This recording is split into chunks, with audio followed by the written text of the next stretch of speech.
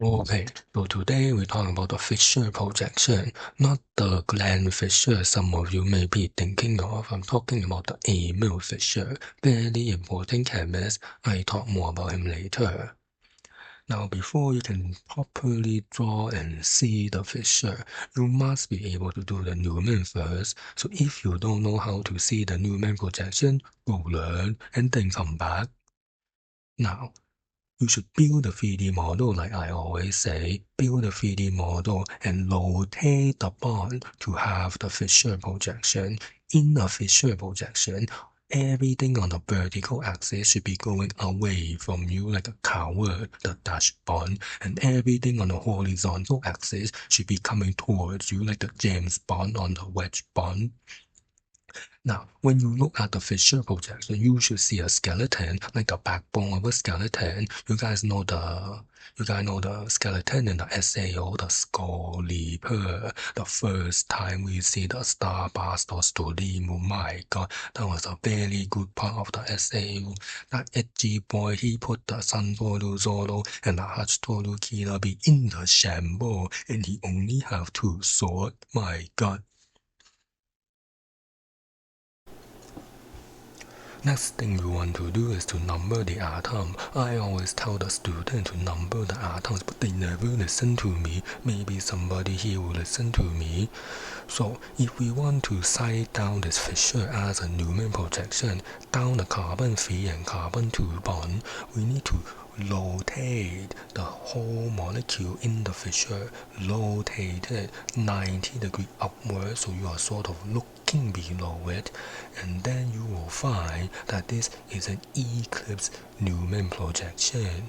The diaxial angle between the OH and the H on the right hand side is on the Newman projection eclipse. Same thing with the two metals, they are on the bottom, eclipse in the Newman.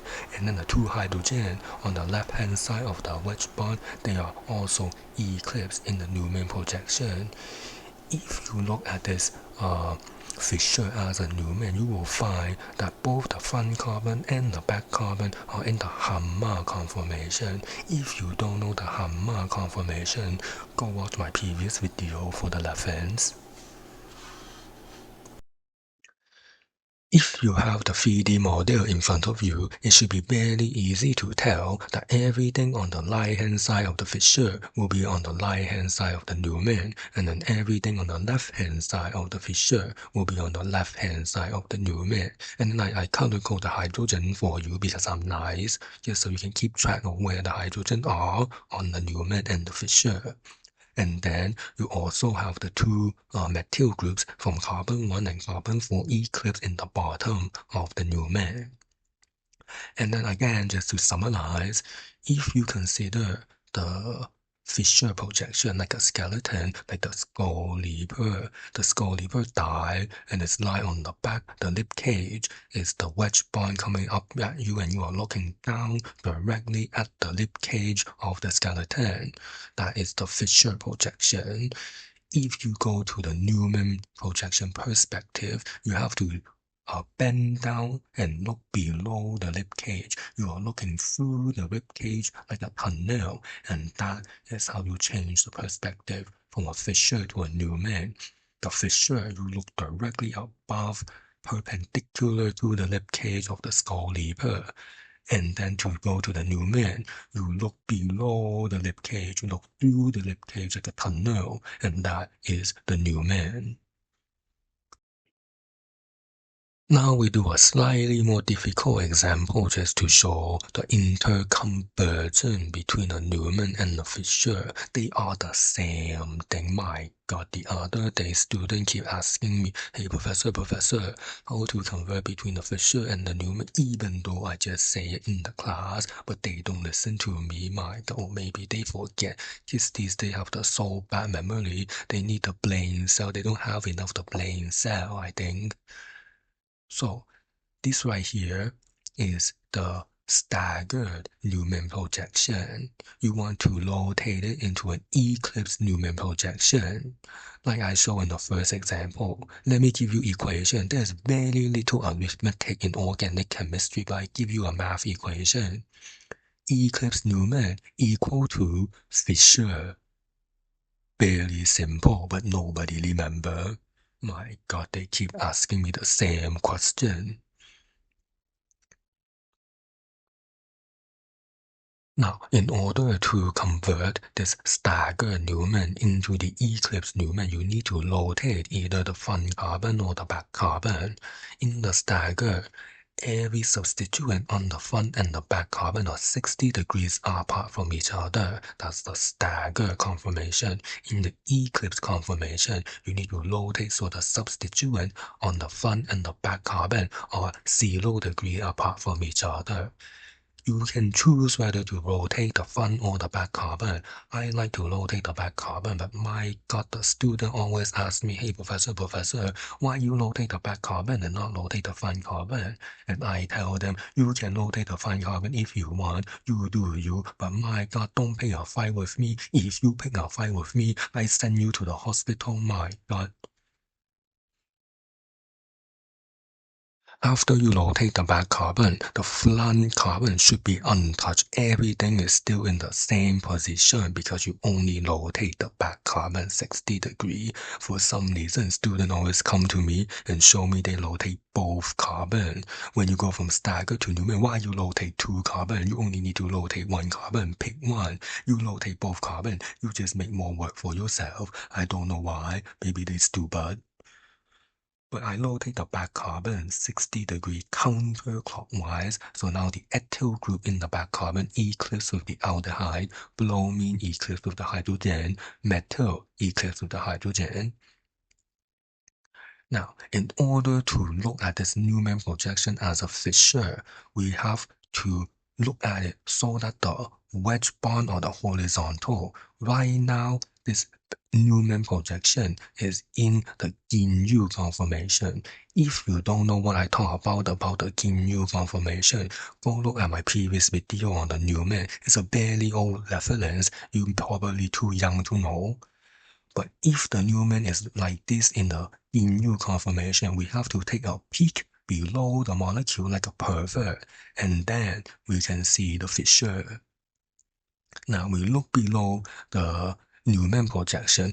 Everything on the right-hand side of the Newman will be on the right-hand side of the Fischer, and everything on the left-hand side of the Newman will be on the left-hand side of the Fischer. I color code the hydrogen for you because I'm very nice. And then you have the aldehyde functional group on the carbon 1. That will be at the very top in the Fischer. That is away from you. Keep in mind everything on the vertical in the Fischer is going away from you. And then the carbon 4, carbon 5 ethyl group is also away from you. If you are to look at this Newman projection below like a pervert. And then this is just another way to draw the Fischer, not as the line angle substituent, but with the condensed formula as the substituent. The CHO is stand for the aldehyde functional group. My God, so many students don't know that CHO is the aldehyde. Some of them the other day, they think the CHO is the alcohol functional group. Alcohol is the OH, when it's the COH like this in the condensed formula. That's the aldehyde functional group. I always tell the students since week 1 of organic chemistry that you need to learn and recognize your functional group. If you don't know your functional group, why you even here? Functional group are the most vital, most important part of organic chemistry. The F in functional group stands for failure. If you don't know your functional group, you might as well fail the course. Even if you pass the course, your professor will fail you if you don't know your functional group. If you don't want to be a pervert peeking below the Newman to convert into the Fischer, you can start off your Newman as the Hammer conformation instead. That's when the 2 bond of the front carbon is pointed upward. That's the Hammer. And again, if you don't understand this Hammer Ginyu what I talk about, it's a very old reference. If you are too young, you can go look it up for your homework.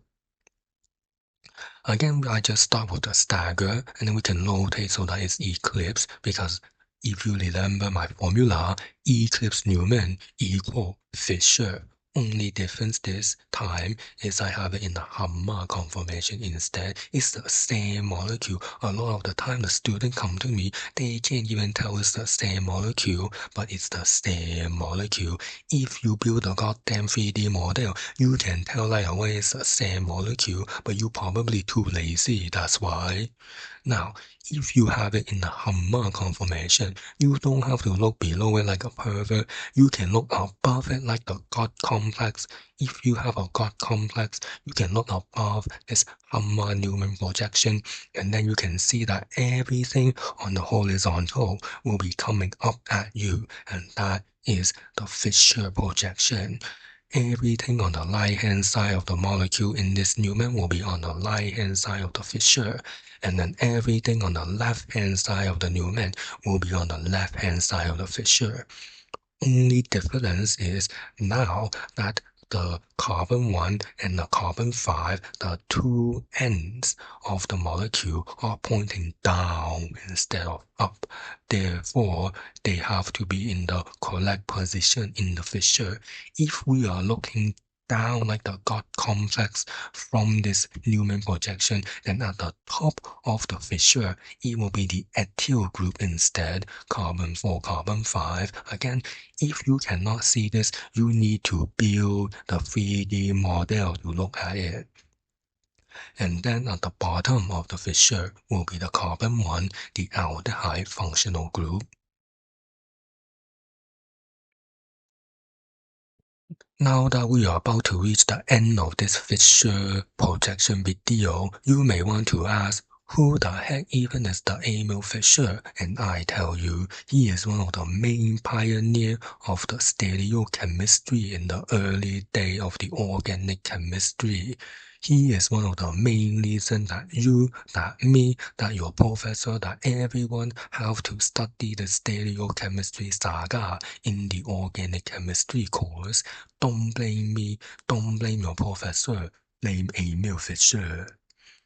If one of you are smart enough to find a time machine, you know what to do.